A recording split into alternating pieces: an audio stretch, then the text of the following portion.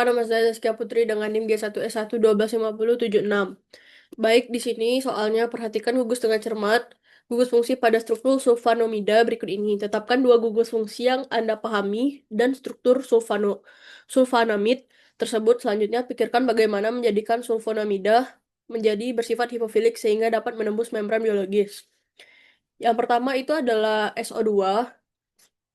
SO2 itu sangat polar. Gugus aminanya NH2 dan gugus sulfonamidanya adalah SO2NH. Itu bersifat polar dan hidrofilik. Sedangkan cincin bensenanya bersifat nonpolar atau lipofilik. Kalau Cl-nya ini meningkatkan lipofilitas. Intinya, bagian polar larut dalam air, sedangkan bagian nonpolar itu larut dalam lemak. Pada struktur sulfonomida, di gambar terdapat beberapa gugus fungsi antara lain gugus sulfonil dan gugus amina. Gugus sulfonomida terdiri dari gugus sulfonil SO2 dan amina NH2 yang bersifat sangat polar. Gugus ini mampu membentuk ikatan hidrogen sehingga cenderung meningkatkan kelarutan dalam air atau hidrofilik. Selain itu, terdapat juga gugus sulfonomida sekunder atau min SO2NH yang masih bersifat polar. Meskipun tingkat kepolarannya sangat sedikit berkurang, subtitlenya. Kemudian cincin aromatik benzena bersifat nonpolar dan berperan dalam meningkatkan lipositas senyawa. Adanya subtitle seperti klorin min Cl tadi pada cincin aromatik juga dapat meningkatkan sifat liposilitas karena sifatnya yang relatif nonpolar, serta memberikan efek induktif terhadap distribusi elektron dalam molekul. Untuk menjadikan sulfonomida lebih lipofilik, sehingga lebih mudah menembus membran biologis, terdapat beberapa cara yang dapat dilakukan. Salah satu caranya dengan menambahkan gugus nonpolar seperti gugus alkil, misalnya min CH3 atau min CH2H5, atau halogen seperti min Cl atau min Br. Pada cincin aromatik, penambahan ini akan meningkatkan kelarutan dalam lipid dan memperbesar kemampuan obat untuk berdifusi melalui membran sel atau bisa juga dengan melakukan modifikasi pada gugus sulfonomida, misalnya dengan mengganti min SO2NH2 menjadi min SO2NHR atau SO2NHR2. Dengan modifikasi seperti ini dapat mengurangi kemampuan molekul dalam membentuk ikatan hidrogen sehingga menurunkan sifat polar dan meningkatkan lipofilitasnya. Baiklah, soal yang kedua itu jelaskan bagaimana merubah lipofilitas suatu sediaan obat menjadi lebih hidrofilik sehingga meningkatkan biofilitas di dalam tubuh. Berikan contoh konkretnya.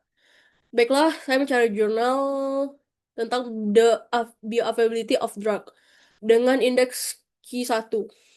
Untuk meningkatkan hidrofilitas, kita dapat menggunakan beberapa cara, seperti penambahan surfaktan, pembentukan garang atau sulfromation, kemudian ada dispensi padat dan mikronisasi nanopartikel. Salah satu contoh yang sudah diterapkan pada sediaan obat adalah grisofulvin adalah salah satu obat anti jamur. Obat ini bersifat sangat lipofilik dan kurang larut dalam air. Oleh karena itu, peningkatan bioavailabilitas tidak dilakukan dengan menambah hidrofilitas, tetapi dengan memperkecil ukuran partikel atau membuat bentuk sediaan khusus seperti ultramikronisasi yang digunakan untuk meningkatkan luas permukaan sehingga obat lebih mudah untuk diserap. Meningkatkan kelarutan dan bioavailabilitasnya. Kemudian soal ketiga, jelaskan sekurang-kurangnya tiga hal sensitif pada sediaan injeksi terjadi interaksi antara bahan aktif dan expientnya. Berikan contoh masing-masingnya.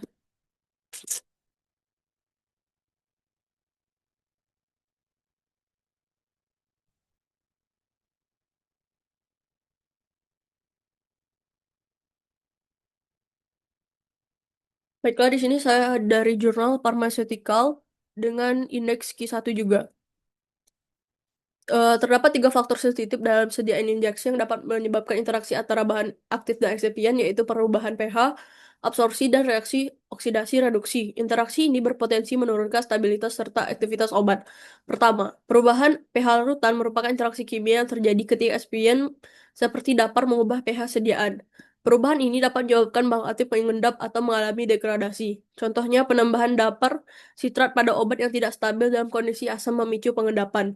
Kedua, absorpsi merupakan interaksi fisika di mana bahan aktif menempel pada permukaan eksipien atau wadah, seperti kaca atau plastik.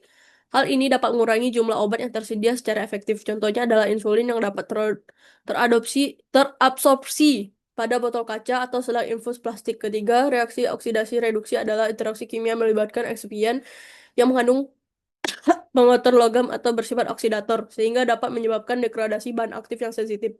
Contohnya adalah kerusakan vitamin akibat interaksi dengan komponen yang tidak sesuai dengan formulasi. Baiklah, soal yang terakhir itu jelaskan contoh kasus dalam sediaan obat yang Anda pahami, ikatan ion yang dapat mempengaruhi aktivitas serta eliminasi obat tersebut. Berikan salah satu contoh konkretnya. Baiklah, di sini saya mengambil tentang teraksilin. Salah satu pengaruh ikatan ion dalam sediaan obat dapat dilihat pada penggunaan antibiotik teraksilin yang dikonsumsi bersama kalsium Ca2+ atau aluminium Al3+. Ion-ion logam ini dapat berikatan dengan tetrasilin dan membentuk kompleks yang tidak larut dalam air. Akibatnya, obat menjadi sulit diserap di saluran pencernaan, sehingga jumlah obat yang dimasuk ke dalam darah berkurang. Hal ini membuat efek terapi teraksilin menjadi tidak maksimal.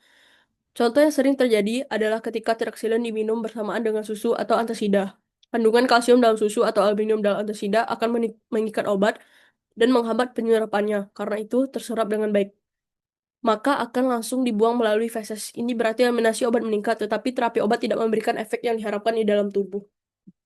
Baiklah, sekian dari saya. Terima kasih.